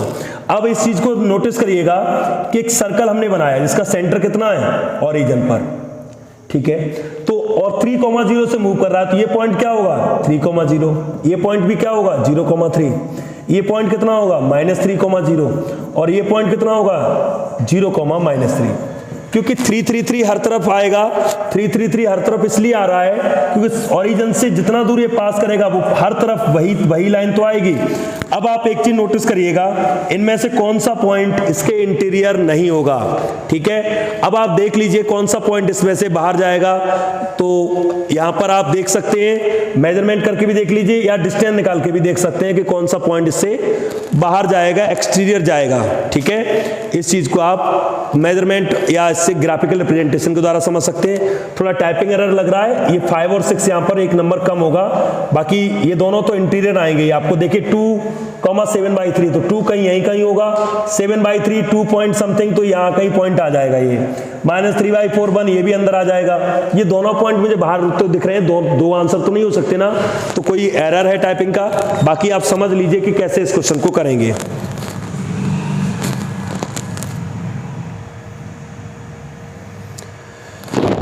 आगे है, a line intersected the y axis and X axis at P and Q at 2,-5 is the mid point of P Q coordinate. देखिए स्टूडेंट, मैं आपको समझाता हूं इसका मीनिंग क्या है। एक लाइन है इस तरीके से जो P और Q पर इंटरसेक्ट कर रही है, P और Q पर, एक्स एक्सिस को P पर, बाई एक्सिस को by axis and X axis, ध्यान रखना उसी क्रम को, बाई एक्सिस को P है तो P को बाई एक्सिस पर लेंगे और एक्स एक्सिस का Q है तो Q को यहां लेंगे, उसी क्रम को ध्यान रखेंगे।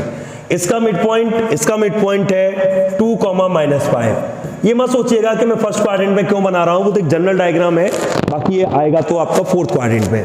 P और Q के कोऑर्डिनेट चाहिए। जब भी इस तरीके का क्वेश्चन आए और इंटरसेक्शन हो तो ध्यान रखना इसका डबल यहां आ जाएगा और इसका डबल यहां पहुंच जाएगा, बस इतनी बात ध्यान कर लो। क्यों ऐसा होता है, आप इसके कोऑर्डिनेट क्या लेंगे A,0, इसके कोऑर्डिनेट क्या लेंगे 0,B, ये मिड पॉइंट की तरह काम करेगा, तो अपने आप ये डबल पॉइंट आएंगे, तो P और Q के कोऑर्डिनेट होंगे, आप इसमें से देख सकते हैं P और Q के कोऑर्डिनेट जो होंगे आपके, वो P और Q के कोऑर्डिनेट आपका P पहले है, P यानी कि 0,-10, Q बाद में है यानी कि 4,0, तो D ऑप्शन सही होगा। ऐसे क्वेश्चन में ध्यान से आंसर दीजिएगा, क्योंकि इसमें क्या होता है ना कि आपको देखना पड़ेगा कि रिजल्ट मैच कर रहा है कि नहीं कर रहा है, ठीक है, क्योंकि सिमिलर आंसर आपको दिखाई देते हैं। आगे मूव करते हैं।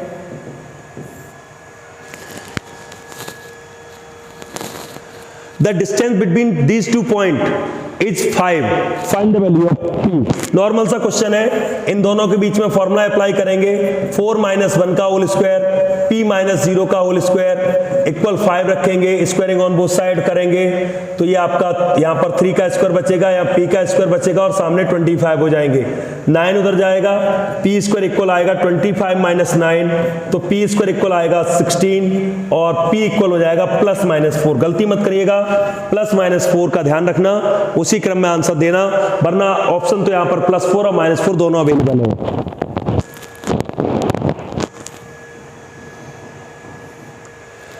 The distance between this 2 point, normally आप कैलकुलेट कर सकते हैं, इसमें कोई प्रॉब्लम की बात नहीं है। आगे देखिए, हाँ इसको देखिए जरा, इसमें ट्रिग्नोमेट्री आ गई, कोई बात नहीं, रूल पर चलिए। x1 माइनस x2 यहां क्या आएगा cos theta minus sine theta का whole square plus y1 minus y2 यहां आएगा sine theta plus cos theta का होल स्क्वायर। ओके, अब होल स्क्वायर ओपन करिए। जब होल स्क्वायर ओपन करेंगे तो आप देखेंगे cos square theta sine square theta minus का 2 साइन थीटा cos थीटा, यहां भी ओपन करिए sign square theta cos square theta, यहां आएगा 2 साइन थीटा कॉस थीटा। अब आप नोटिस करिए ये कैंसिल इससे हो जाएगा। अब आप इसकी वैल्यू 1 और इसकी वैल्यू 1, क्या आंसर आएगा √2। ठीक है, तो इसका ऑप्शन डी करेक्ट होगा, आंसर आएगा √2।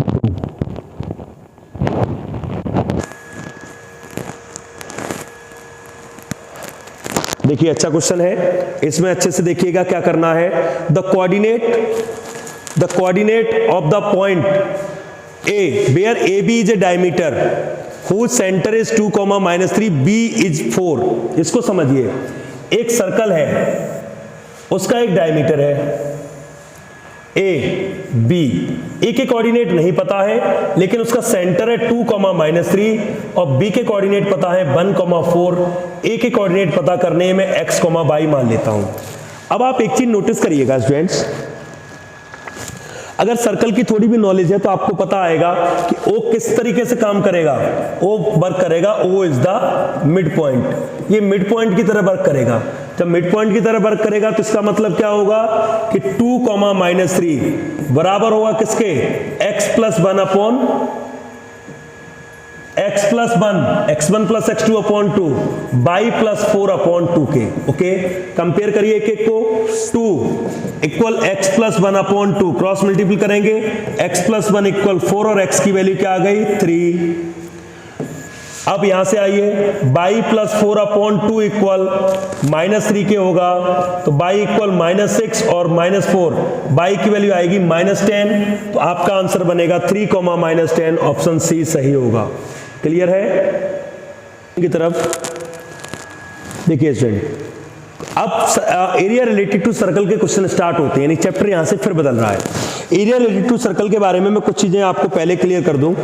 एरिया रिलेटेड टू सर्कल के बारे में जब मैं क्वेश्चंस ले रहा था तो अगर मैं लॉन्ग क्वेश्चंस की बात करता हूं, जैसे पहले आता था डिस्क्रिप्टिव एग्जामिनेशन, तब तो ढेर सारे ऐसे कॉम्प्लिकेटेड डायग्राम्स थे जिनका एरिया में निकालना होता था और बहुत लॉन्ग सॉल्यूशन जाता था, तो उन पर ज्यादा ध्यान मत दीजिएगा।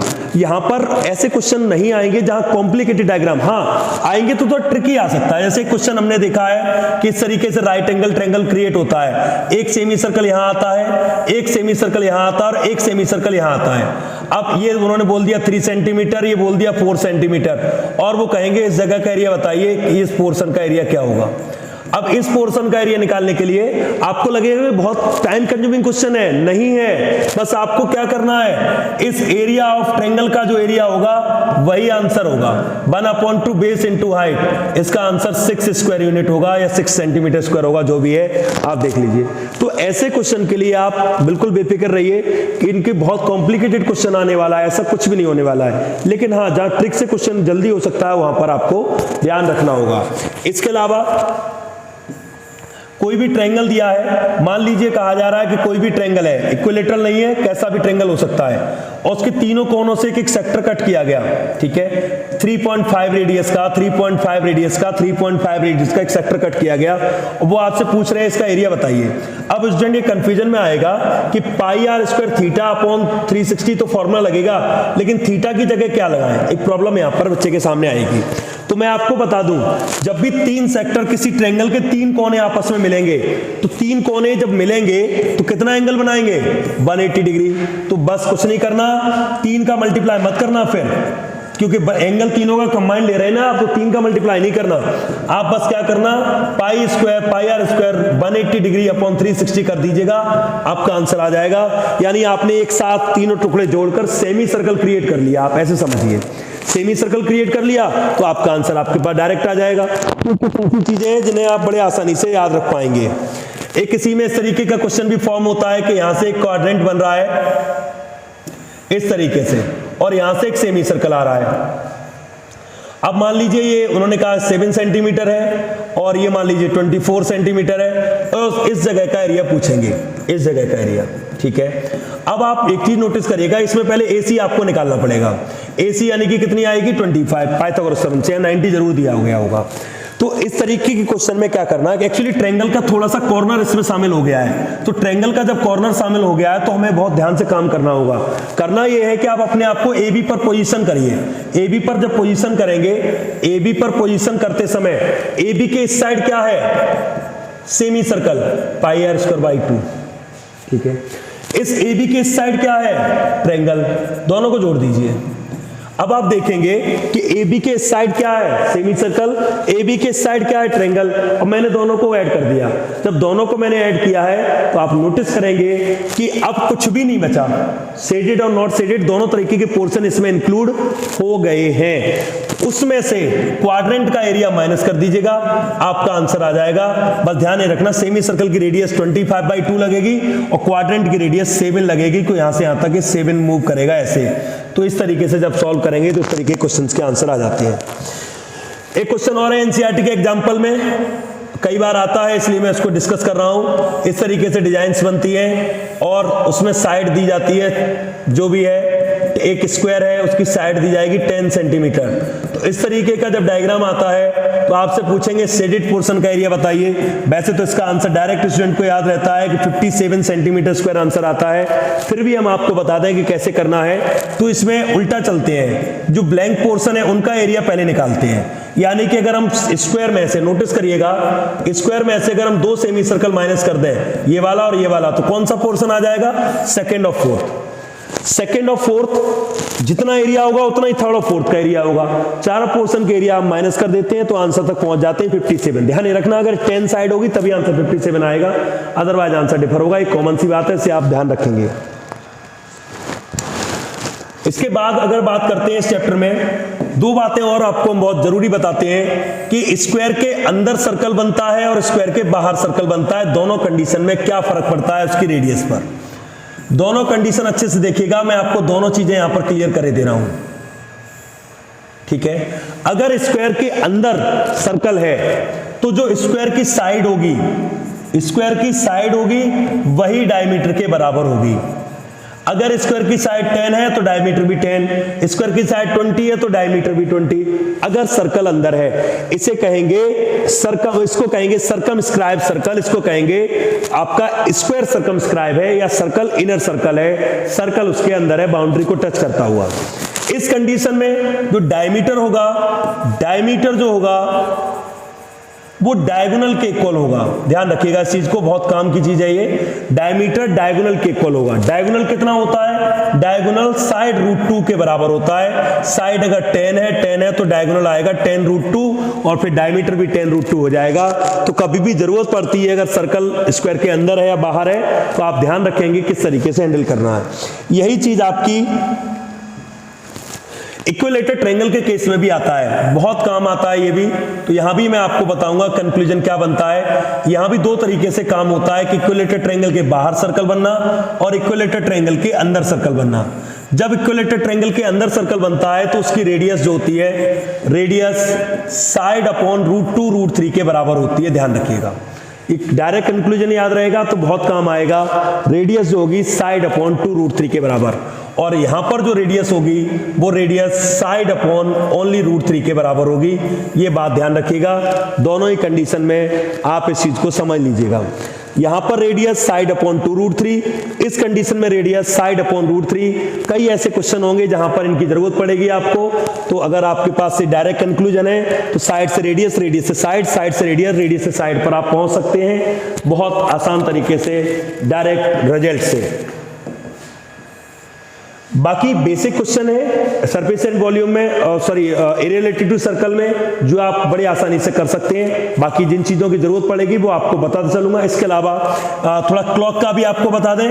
क्लॉक में जो मिनट हैंड की जो निडल होगी, मिनट हैंड होगी, वो ध्यान रखना 1 मिनट में 6 डिग्री का एंगल फॉर्म करेगी। 1 मिनट में 6 डिग्री, यानी कि अगर वो 10 मिनट चलकर आ रही है, यहां से 12 है, ये मान लीजिए 1 है और ये 2 है, तो यहाँ पे 10 मिनट अगर चलकर आ रही है तो एंगल यहाँ पर 60 डिग्री बनाएगी। और जो इसकी लेंथ होगी, जो भी लेंथ होगी, वो लेंथ किसका काम करेगी, रेडियस का, और इस सेक्टर क्रिएट करती है। ध्यान रखिएगा, सेक्टर सेक्टर क्रिएट करती है। और अगर आवर एंड की बात हो रही है, ये मिनट एंड की बात हो रही है, ध्यान रखना, मिनट एंड की बात हो रही है। और अगर मैं आवर एंड की बात करता हूं कि आवर एंड की अगर बात है तो आवर एंड 1 मिनट में आधा डिग्री एंगल बनाती है, 1 मिनट में आवर एंड, ठीक है। आवर की जो एंड होती है, छोटी वाली सुई कह सकते हैं इसे, घड़ी की छोटी वाली सुई 1 मिनट में आधे डिग्री का एंगल बनाएगी। यानी कि अगर कहें, अगर घड़ी वाली सुई 10 मिनट बनेगी तो 10 मिनट में वो 5 डिग्री का एंगल बनाएगी, केवल 5 डिग्री का, ठीक है। आइए कुछ इसके क्वेश्चंस भी करा देते हैं। देखिए 2 तरीके की कंडीशन बनेगी स्टूडेंट, उनको ध्यान रखिएगा। Sum of the area of 2 circle, R1 और R2 रेडियस है इक्वल टू द एरिया। अगर एरिया सम दिया है और 2 सर्कल है, पहले की रेडियस R1, दूसरे की रेडियस R2, और इन दोनों का एरिया, ध्यान रखिएगा एरिया, सम ऑफ एरिया किसी नए सर्कल के बराबर है, तो उसकी रेडियस जो होगी इन दोनों के स्क्वायर के सम के बराबर होगी। ये चीज समझ लीजिए, क्योंकि पाई कॉमन लेके कैंसिल हो गया दोनों तरफ से, तो आपका सही आंसर आपका ये आ जाएगा, अगर आपका इस तरह की कोई सिचुएशन है तो। लेकिन एरिया की जगह अगर सरकमफ्रेंस होता, ये भी सुन लीजिए, अगर यह कहा जाता कि सरकमफ्रेंस इक्वल है, तो सरकमफ्रेंस में R equal normal R1 plus R2 हो जाता, फिर यहां पर स्क्वायर नहीं आते, क्योंकि सरकमफ्रेंस में वैसे भी स्क्वायर नहीं आते, ठीक है। If the circumference of circle and perimeter of square are equal, ठीक है, सर्कल का circumference और पेरीमीटर आपस में इक्वल है स्क्वायर के, तो क्या होगा, उनके एरिया के बीच क्या रिलेशन होगा। तो इसमें स्टूडेंट आप एग्जांपल लेके भी कर सकते हो या डायरेक्ट भी कर सकते हो। सर्कल का circumference 2 पाई r होता है, सबको पता है, और स्क्वायर का पेरीमीटर 4 इंटू साइड होता है, और ये दोनों आपस में बराबर है, ये दोनों आपस में बराबर है, तो 2 पाई r इक्वल 4a मान लीजिए। a की वैल्यू क्या आ जाएगी, 2 पाई r अपॉन 4, या कह लीजिए पाई अपॉन 2r, ठीक है। अब क्वेश्चन ये पूछ रहा है कि उनके एरिया पर क्या असर पड़ेगा। अब देखिएगा इसका एरिया क्या हो जाएगा, पाई r स्क्वायर, और इसका एरिया होता है साइड स्क्वायर। a की वैल्यू कितनी आई है, पाई r अपॉन 2 का स्क्वायर, तो ये क्या बनेगा, pi square r square upon 2, ठीक है। अब आप देखेंगे कि थोड़ा सा अंतर किसका पड़ रहा है, पाई पर स्क्वायर आ गया है। अब आपको जज करना पड़ेगा कि पाई r स्क्वायर, कोई एक वैल्यू लगा लीजिए, कोई भी एक वैल्यू, जैसे r की जगह 1 लगा लिया, 1 लगाने से कितना आएगा 3.14, और 1 लगाने से कितना आएगा 3.14 मल्टीप्लाई 3.14 अपॉन 2, सॉल्व करेंगे 1.57 का इसमें मल्टीप्लाई करेंगे, वैल्यू बड़ी ही आएगी। यानी एरिया ऑफ सर्कल छोटा होता है एरिया ऑफ स्क्वायर से, यानी एरिया ऑफ स्क्वायर ज्यादा होगा और एरिया ऑफ सर्कल कम होगा। आगे आइए, perimeter of square is equal to the circumference of circle, ठीक है। स्क्वायर का पेरीमीटर सर्कम, उनके एरिया का रेशियो क्या होगा। आइए, अभी किया है बिल्कुल वैसे ही आएगा। अभी मैंने ये किया था, उसमें देखिए मैं पीछे चलता हूं तो आपको अभी एक स्क्वायर लिया था मैंने और एक सर्कल लिया, दोनों का पेरीमीटर इक्वल है, मतलब 4 इंटू साइड बराबर 2 पाई r के है। अगर a की वैल्यू निकालूं तो पाई अपॉन 2 और r आ जाएगी।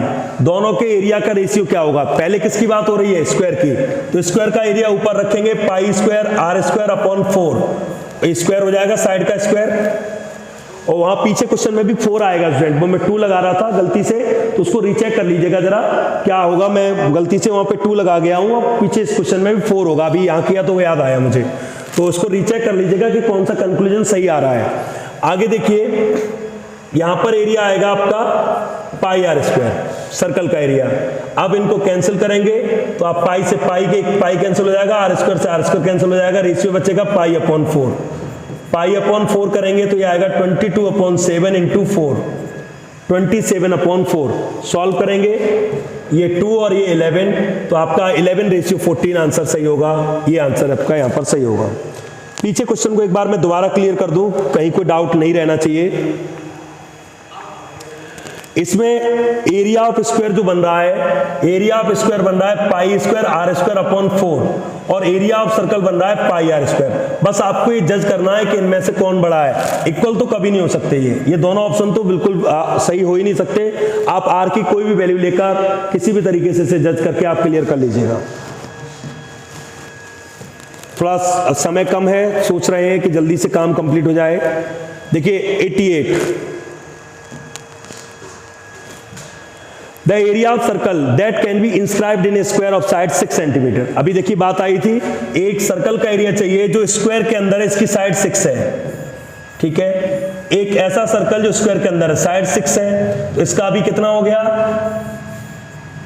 6, क्या डायमीटर, रेडियस कितनी हो गई 3, एरिया का फॉर्मूला पाई आर स्क्वायर यानी पाई इंटू 3 का स्क्वायर, तो 9 पाई आंसर आ जाएगा, ये देख लीजिएगा, ठीक है।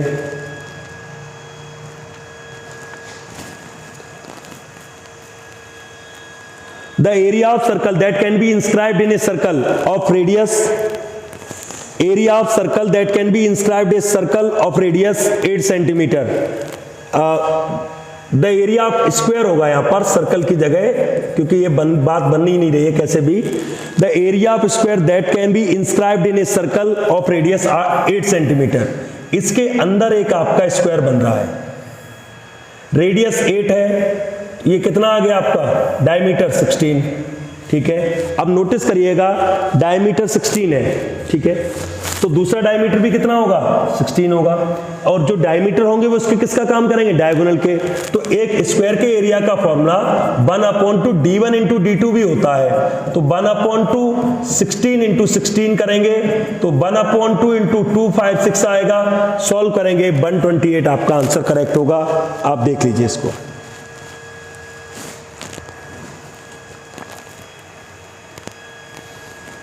Circumference of a circle exceeds its diameter by 18 centimetre, then its radius is, यहाँ 180 नहीं होगा स्टूडेंट, ये कुछ थोड़ा टाइपिंग एरर हो सकता है, यहाँ 18 में करके चल रहा हूँ और पता नहीं 18 भी होगा या नहीं होगा। Circumference of a circle exceeds its diameter, मैं आपको कंडीशन बता दे रहा हूँ इस क्वेश्चन में।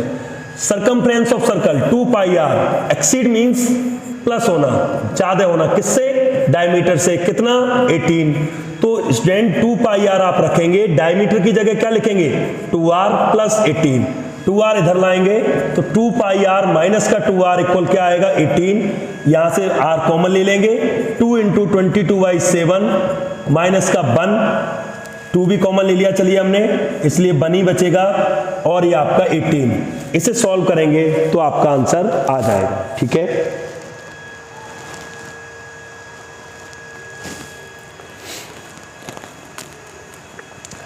अभी बात हुई थी, बिल्कुल वही सिमिलर क्वेश्चन है। एक मिनट हैंड है, जो मिनट हैंड आपकी 14 सेंटीमीटर है, ये 14 किसका काम करेगा रेडियस का, 5 मिनट में कितना एंगल बनाएगी, 5 मिनट में जो थीटा होगा वो 6 डिग्री एक में बनता है, तो 5 मिनट में कितना हो जाएगा थीटा, और अब आपको एरिया के लिए फॉर्मूला इस्तेमाल करना है pi R square theta upon 360 degree, और आप अपने रिजल्ट तक पहुंच जाएंगे।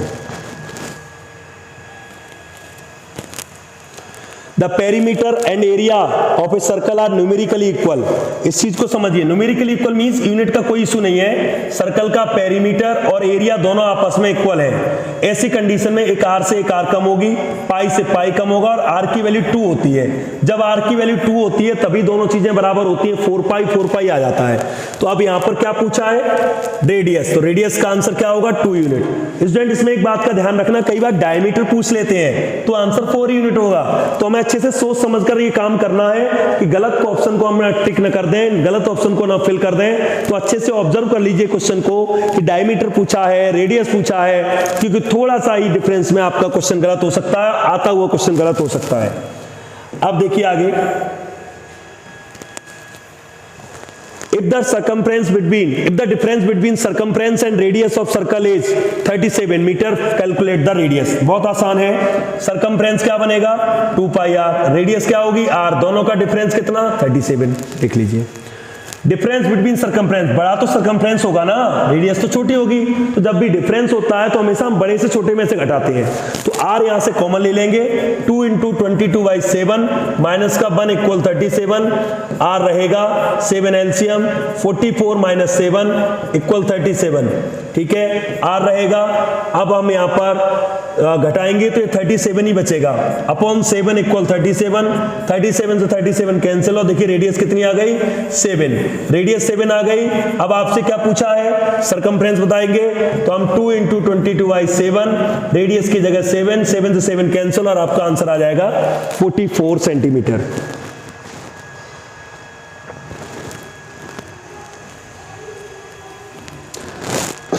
आगे, area of sector of a circle is 5/18 of the area of circle of sector angle equal to, देखिए student, area of sector is 5/18 area of the circle, मतलब sector का एरिया πr²/θ/360 इक्वल कितना है, 5/18 of area of circle, यानी कि πr²। Theta की value पूछ रहे हैं, तो πr² से πr² कैंसिल, थीटा निकालने के लिए ये मल्टीप्लाई इधर होगा, और आप इसे सॉल्व करेंगे 20 आएगा, और मल्टीप्लाई करेंगे आपका आंसर आएगा 100 डिग्री, देख सकते हैं आप।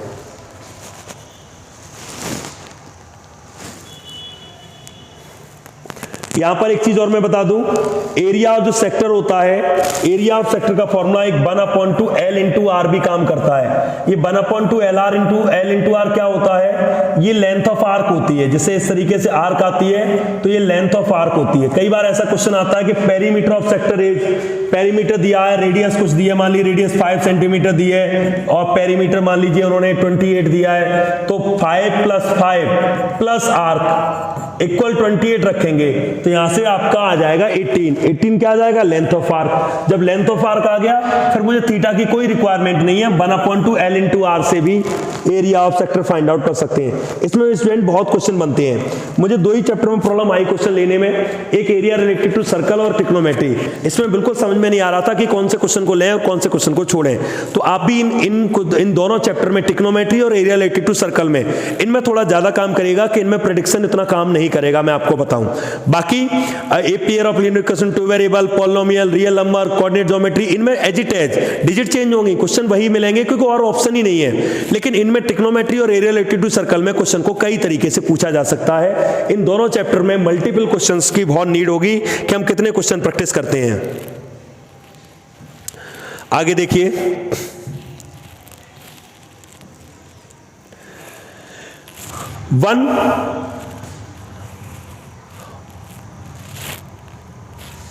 ऑन इंक्रीज डिक्रीजिंग होगा, ये कुछ भी नहीं होगा, on decreasing the radius of a circle by 30%, it's area decrease by, अगर रेडियस को 30% कम कर दें तो एरिया पर क्या इफेक्ट पड़ेगा। स्टूडेंट हमेशा ध्यान रखिएगा ऐसे क्वेश्चन में, आप अगर 100 लेके करेंगे तो ज्यादा बेहतर होगा कि 100 को, रेडियस को 100 मान लीजिए, रेडियस को 100 मानेंगे, तुरंत आप एरिया निकालेंगे 100 का स्क्वायर, और ये 10,000 आपका पाई आ गया एरिया प्रेजेंटली। अब 30% डिक्रीज हो गया, तो 30% डिक्रीज हो गया तो नई रेडियस कितनी आ गई, 70, 30% कम कर दो 100 में से, तो अब यहां से एरिया, नया एरिया क्या आएगा, 4900 पाई, देख लीजिए आप। तो पुराने एरिया और नए एरिया में क्या डिफरेंस आएगा, घटा लो, घटाएंगे तो 5100 पाई डिक्रीजमेंट आ गया, परसेंटेज निकालनी है into 100 upon starting area, starting area इतना आ गया, इसे सॉल्व करेंगे 10 ये दोनों कैंसिल, और ये पाई से पाई कैंसिल, आंसर आ रहा है 51%, जो कि इनमें से कोई नहीं है, तो आंसर आपका क्या होगा, नन ऑफ दिस। तो इस तरीके से काम करते हैं, इस तरीके के क्वेश्चंस में कि हम 100 लेके काम करेंगे।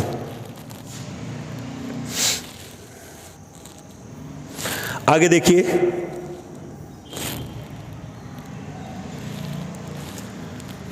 अब देखिए स्टूडेंट, इसमें क्वेश्चंस में आप देख रहे होंगे मैंने प्रोबेबिलिटी के क्वेश्चन नहीं अटैच किए हैं।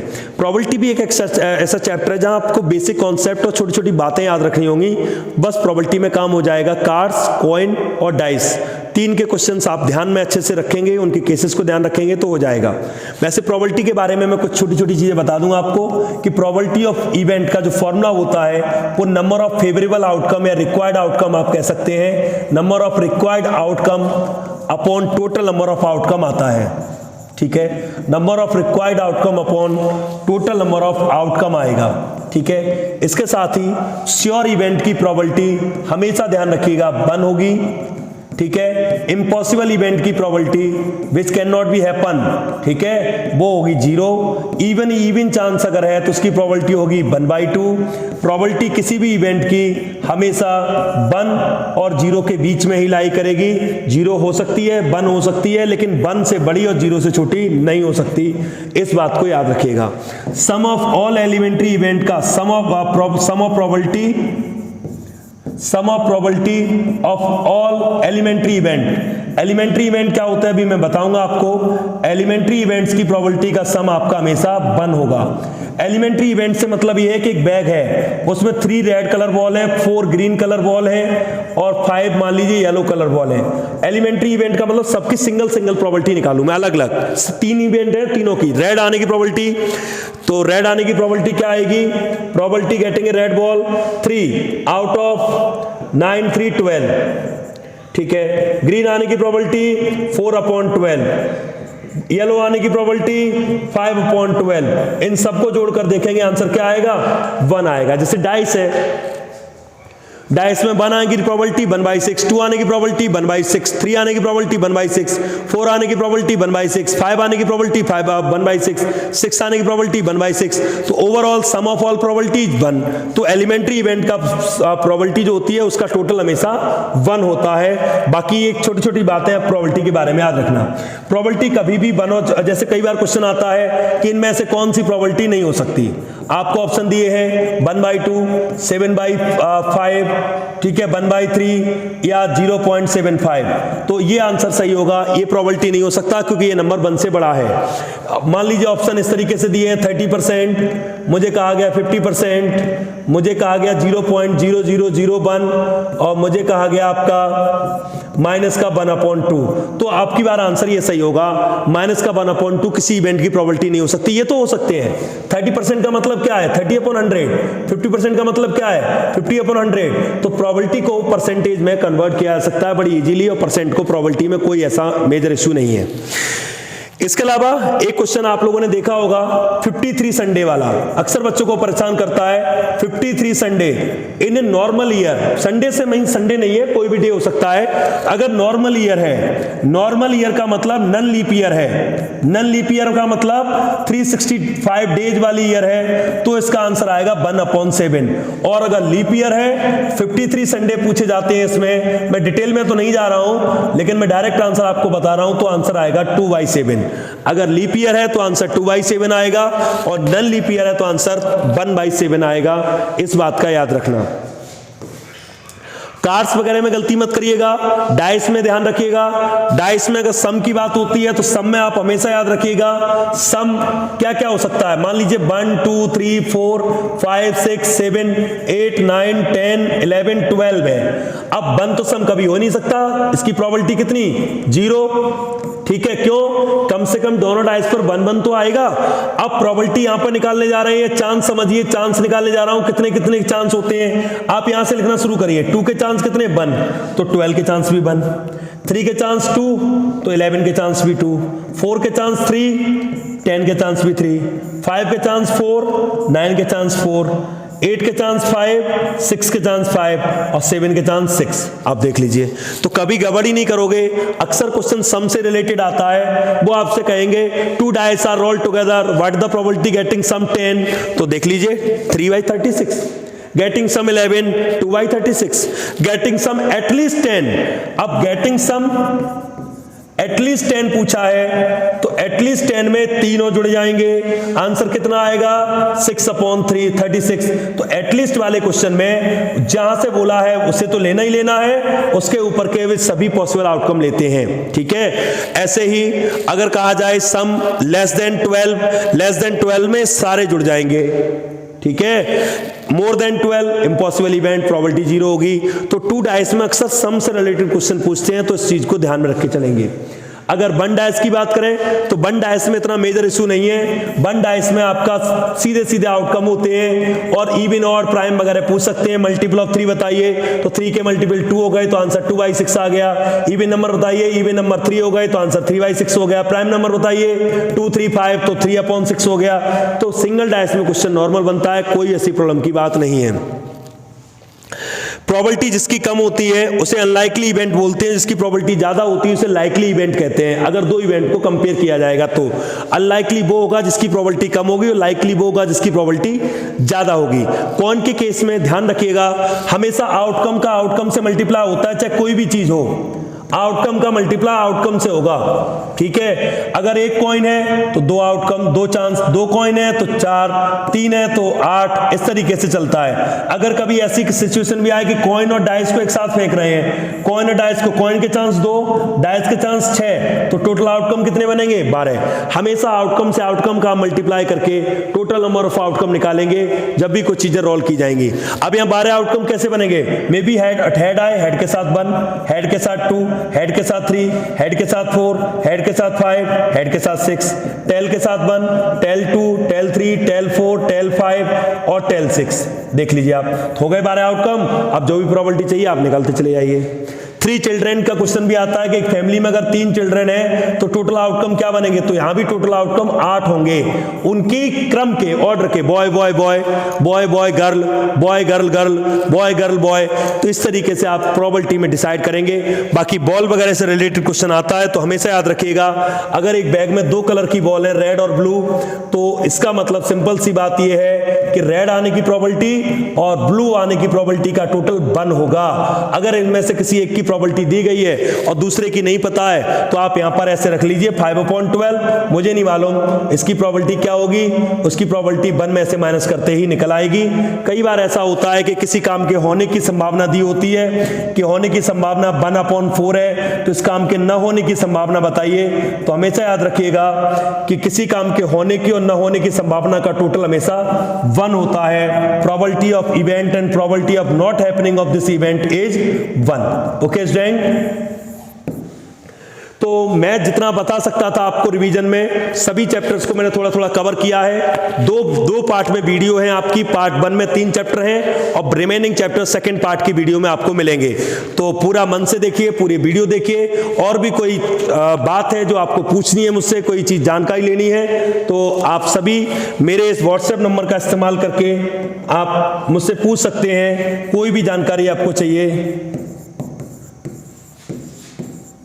मैं आपको जरूर उसके बारे में, उस समस्या के बारे में बताऊंगा। ठीक है, अगर जल्दी जल्दी कराने में कोई कैलकुलेशन एरर हुआ हो तो उसको आप देख लीजिएगा। बाकी मैंने कोशिश की है कि कोई एरर ना हो और आप तक कंप्लीट सॉल्यूशन पहुंचे सभी क्वेश्चंस का। ठीक है स्टूडेंट, बेस्ट ऑफ लक। बस इस बात का ध्यान रखिएगा, जो भी प्रॉब्लम है, जैसी भी आपको जो भी लगता है, आप कमेंट बॉक्स में भी मुझे बता सकते हैं। पार्ट 1 पहले देखिए, part 2। Okay student, best of luck, good bye.